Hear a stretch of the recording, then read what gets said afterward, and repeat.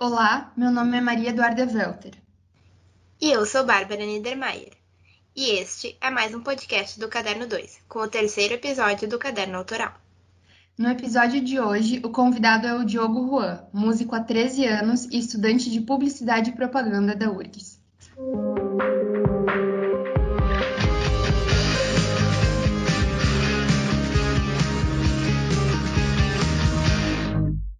Oi, Diogo, bem-vindo ao Caderno Autoral. Oi, gurias, tudo bem? É um prazer estar aqui hoje. Agradeço desde já o espaço e bora trocar ideia. Bom, a ideia de hoje é termos uma conversa sobre a tua relação com a música. A gente vai fazer algumas perguntas e tu pode ficar bem à vontade para responder pra gente o que tu pensa. Beleza? Pra gente começar, vamos voltar um pouco no tempo. Você toca desde muito pequeno, né? Como que surgiu esse teu interesse pela música? Eu não sei dizer exatamente porque na minha família quem sempre me apoiou mais foi o meu pai, mas ele não tem nenhuma conexão direta com a música, assim, ele nunca aprendeu a tocar nenhum instrumento, mas ele comprava muitos CDs e DVDs. E ele assistia muito MTV também. E aí ele diz que desde pequeno, quando ele colocava algum CD para tocar, alguma coisa, já minha atenção voltava para aquilo. E eu chorava vendo clipes assim na MTV e tal. Então acho que ali já começou a criar uma certa conexão. E quando eu vejo minhas fotos de pequeno, assim, meus brinquedos costumavam ser guitarras, baterias de brinquedo e tal. Então acho que foi algo meio que aconteceu por causa dessa influência, assim. Mas não sei dizer exatamente quando que criou o laço, assim, de verdade. Porque eu nunca achei que eu realmente ia aprender algum instrumento. Tá bom, então já que a tua história com a música ela dura bastante tempo, se tu pudesse escolher hoje quais são as tuas maiores influências pro teu trabalho, quem seriam elas?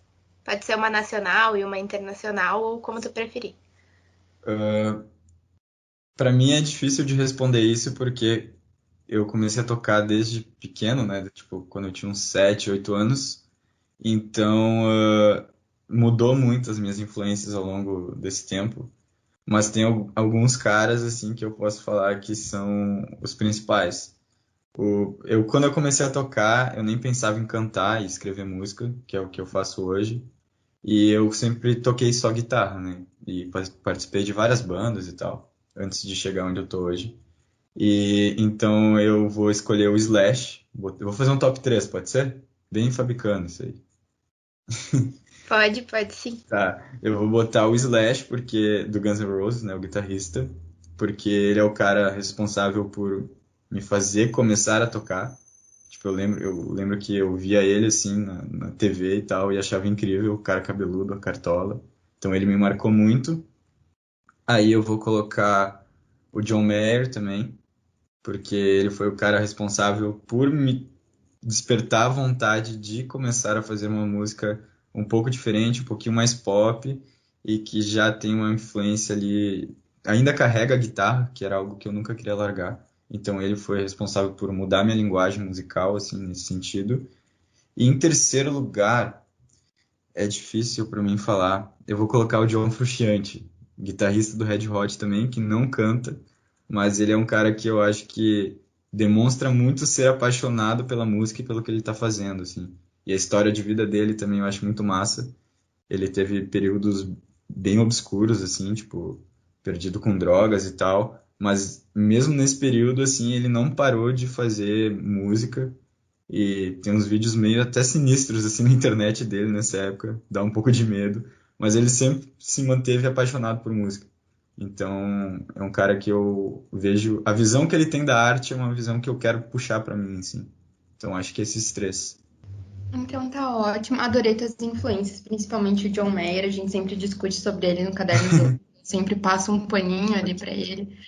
E Aham. então, vamos agora para a próxima. Porque além de Diogo Juan, existe o Diogo Juan e banda, né? Conta um pouco pra gente sobre a tua relação com os guris, o Felipe, o Luan e o Cadu, pelas nossas Beleza. pesquisas, e Aham. como vocês decidiram formar a banda. Tá. É uma longa história, na real, porque eu tinha uma banda de rock na qual eu era guitarrista até 2017. E aí o Luan, o Fê e o Cadu, eles já participavam do mesmo círculo de músicos, assim, da região.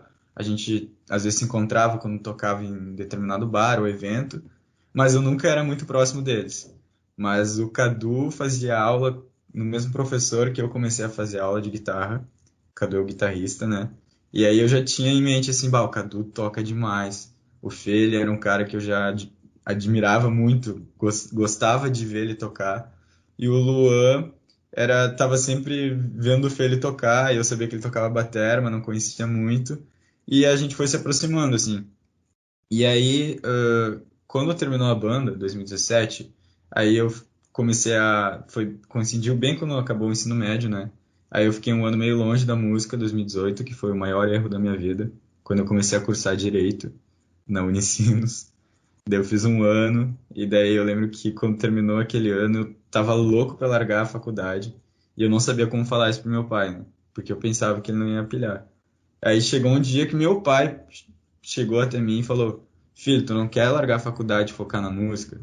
Daí eu tava feliz demais da vida e tal. Aí na minha cabeça eu já comecei a projetar isso. Bah, eu preciso achar músicos pra montar a banda que eu tô sonhando há muito tempo, que é uma banda em que eu vou cantar e que eu vou tocar.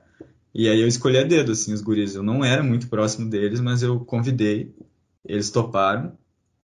E o Feli, na época, estava na Nova Zelândia também. E aí eu acabou tocando outro baixista comigo por um tempo, que é amigo meu, que é o Gustavo. E daí o Feli voltou, assim que o Feli voltou, eu chamei ele para participar da banda, porque eu sabia que eu queria tocar com ele há muito tempo. E daí começou a fluir as coisas, assim, a gente começou a criar uma vibe entre nós. Hoje a gente é muito amigo. Eu acredito que a gente está passando uma energia muito boa para as pessoas, assim, desde que a gente formou esse quarteto e a gente começou a fazer show. Foram poucos, né, com esse quarteto. Mas o nome é Diogo Juan, né? A galera contrata Diogo Juan. Mas sem os guris nada seria possível, assim, a minha escolha, se depender de mim, é tocar com eles para sempre, assim, eles sempre ser a banda que tá junto comigo. E então, sei lá, a gente é muito amigo, a gente tem uma vibe nossa, assim, a gente se entende, a gente tem uma conexão tocando, e eu acredito que as pessoas estão sentindo isso, assim, porque eu vejo muita gente às vezes responde story falando, bah, meu, a banda é tua, mas dá pra ver que vocês são amigos, que vocês se colocam iguais, assim. Então acho que as coisas estão funcionando. E não me arrependo não me arrependo de nada, assim, de ter escolhido eles a dedo, mesmo sem conhecer direito. Fluiu demais e tá funcionando. Bom, Diego, eu adorei a história com a tua banda, a história com os teus amigos. Acho que vocês têm uma conexão muito grande. Quando eu vejo vocês tocarem, eu percebo bastante isso. E recentemente tu começou a gravar os teus primeiros sons autorais em estúdio, né? Sim. Então conta pra gente um pouquinho sobre como tá sendo esse processo pra ti. Bom, tá sendo a realização de um sonho, assim. Durante muito tempo eu tinha isso na cabeça, mas eu não assumia assim essa postura de, bah, vou correr atrás das coisas realmente. Então, no momento que eu comecei a fazer isso, começou a surgir oportunidades boas assim. E eu sempre tive uma ideia muito clara na minha cabeça que quando eu fosse gravar minha primeira música, eu queria gravar com alguém que poderia me trazer benefícios assim no sentido não só da produção musical, mas fazer contatos e chegar em gente maior e tal. Então eu sempre tive isso muito na minha cabeça. Daí esse ano surgiu a oportunidade de eu gravar com o Giba Mugin, lá em Santa Catarina, ele já teve o projeto no YouTube Nossa Toca, que tem algumas músicas com vários milhões de views. Aí por lá já passou Armandinho, Vitor Clay, o Gabriel Elias, uma galera assim da música brasileira que eu admiro também bastante. O Vitor Clay é uma referência nacional até para mim. Eu acho que é a principal na questão de escrever em português e fazer som que tá tocando na rádio, mas que não é apelativo e tal. Então, eu pensei, bah, eu vou gravar minha música com o cara que eu sempre quis gravar. E daí foi um processo que eu falei com os guris aqui, a gente organizou, viabilizei, comecei a conversar com eles lá.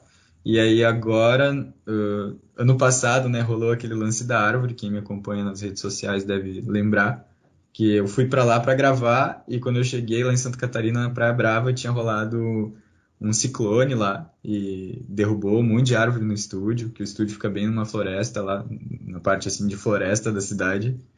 E aí não rolou a gravação e a gente adiou para esse ano. Daí esse ano eu fui, deu tudo certo, a gente gravou a primeira música e a ideia era só gravar essa música, né? Mas eles gostaram do meu trampo, eu gostei, me senti em casa lá, fiz amizades lá com o Caco, que é gerente do estúdio e tal. Então a gente já sabe o que eu posso falar até o momento é que esse som vai atrasar um pouco para sair porque vai vir mais som. Vai ter mais de um som esse ano, tem bastante coisa para rolar. Estamos com o planejamento já feito, então o lançamento desse primeiro som vai ser adiado e vai ter bastante trampo autoral. Daí Spotify, YouTube, a ideia é lançar bastante coisa. Que chique, adorei. Estou muito animada para conhecer as novas músicas de Diogo Juan. Ah, valeu. E então conta pra gente como é que é o teu processo criativo para compor essas tuas músicas. Tu sente e pensa, vou compor? Ou a inspiração ela vem acontecendo? Olha, todas as vezes que eu parei, assim, eu pensei, bah, eu vou escrever um som, não rolou, tá ligado? Eu gosto de quando vem do nada, assim, os sons. A maioria das músicas que eu levo pra frente, assim, tem coisas que eu já tentei escrever nesses momentos, vou tentar escrever alguma coisa e não flui. Então, a maioria das músicas que eu vou lançar são músicas que vieram do nada, assim, aquela coisa, sei lá, sexta de noite, aí eu tô no meu cantinho ali, eu tô tomando uma ceva, tô tocando guitarra, assim, de brincadeira. Aí quando eu vejo, veio um som. E aí vem em 5, 10 minutos, tá pronto.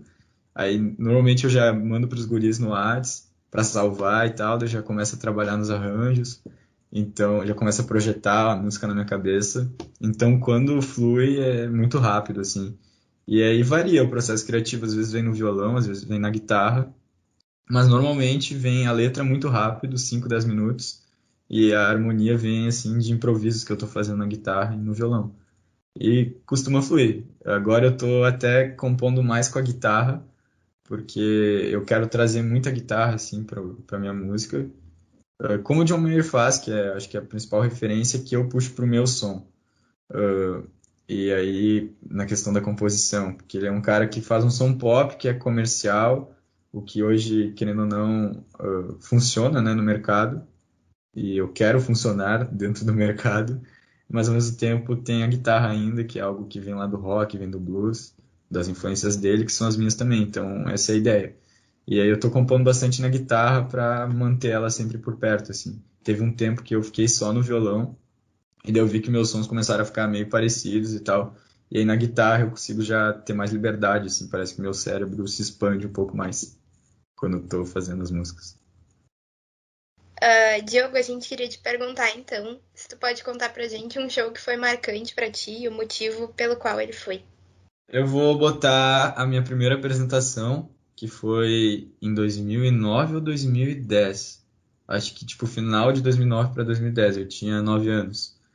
Essa foi a primeira vez que eu toquei num bar de noite. Era um restaurante, na real.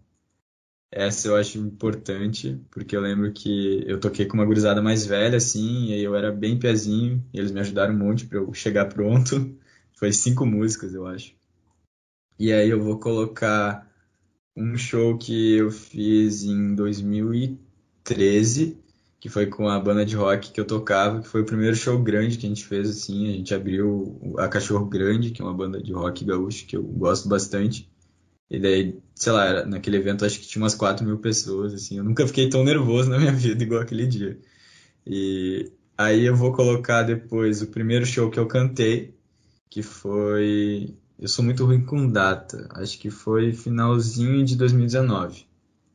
Isso aí. Daí foi o primeiro show desse projeto, né? Diogo Juan. Daí foi com banda também. E um show que eu gostei muito foi um que rolou esse ano, naquela época ali que abriu um pouco, porque o mercado da música voltou um pouquinho, né? Mas já cortaram tudo de novo, a gente tá nesse vai e vem. E foi um show que rolou ali um pouco antes do carnaval, que eu acho que é o show que eu mais me entreguei, assim, que eu tava com muita vontade de tocar, muita saudade de palco, e eu acho que eu nunca conduzi tão bem um show igual foi aquele ali, assim, parecia que tinha virado uma chave na minha cabeça, assim, dessa nova fase de estar compondo e assumir a postura de artista e de estar gravando sons, então eu coloco esses shows aí. É muito massa que tu começou a tocar muito pequeno e já teve essa oportunidade, assim, de fazer show e abrir pra uma banda tão grande, assim, que nem a Cachorro Grande, né? É, E, na época foi muito massa. e pra gente finalizar, o que que tu espera pro futuro, assim? Eu sei que botar, assim, planos já, eu quero chegar em tal lugar, é uma coisa meio utópica, assim, a gente nunca sabe o que vai acontecer.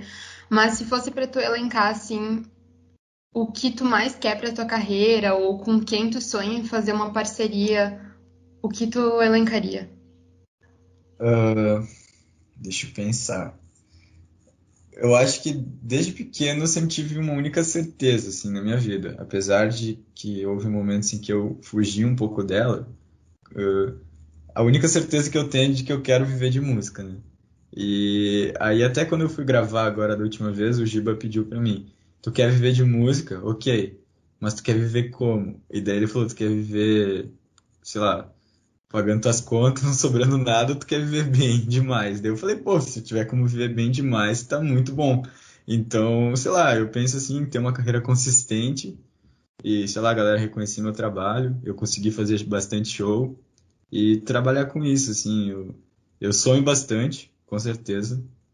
Esse do lance de feat, assim, eu até não cheguei já a pensar muito. Até eu curto muito, assim, algumas vozes femininas brasileiras, que eu acho que seria muito legal fazer feat, que eu acho que dá um contraste massa. Aí eu penso sempre em trazer gente de outros estilos e trocar, para ter essa troca, assim, ampliar, tipo, o teu público e tal. E, sei lá, eu vou dizer algum nome aqui, Elana Dar é uma guria que eu gosto muito da voz, o próprio Vitor é um cara que eu acho muito gente fina, já tive a oportunidade de trocar uma ideia com ele. Então, tem várias pessoas, a Lagoon, sei lá, tem vários artistas aí que eu admiro que seria muito massa fazer som junto. Então, pra gente fechar mesmo, Diogo, se tu quiser divulgar tuas redes sociais ou deixar um recado pra galera, tu pode ficar à vontade. Beleza. Ah, bom, queria dizer aí que, de novo, agradecer vocês aí. Beijão, Duda e Bárbara. Brigadão, sério, pela oportunidade e esse espaço. Nunca tinha gravado um podcast antes, nessa posição de artista. Valeu mesmo. E quem quiser acompanhar o trabalho, eu já tenho alguns vídeos, né, de autorais no Instagram, nada profissional, feito em casa, mas é eu, Diogo Juan, e esse user eu uso para todas as redes sociais, então Twitter. Ontem eu comecei a dar a ideia agora é começar a postar no TikTok também, né, porque a galera me falou que eu vou precisar bastante dessa rede social para o lançamento dos sons. Então agora eu estou em todas as redes sociais usando o user eu, Diogo Juan. Então quem quiser acompanhar aí as próximas aventuras ou já ver o que já tem lá no perfil, principalmente no Instagram, esse eu uso. Então, obrigada por tu estar aqui, Diogo, por aceitar nosso convite e ter essa troca muito massa. A gente gostou bastante de conhecer mais da tua história. Eu que agradeço. Muito Obrigadão. obrigada, Di, pela tua presença e muito sucesso pra ti. Tamo junto. Para vocês também.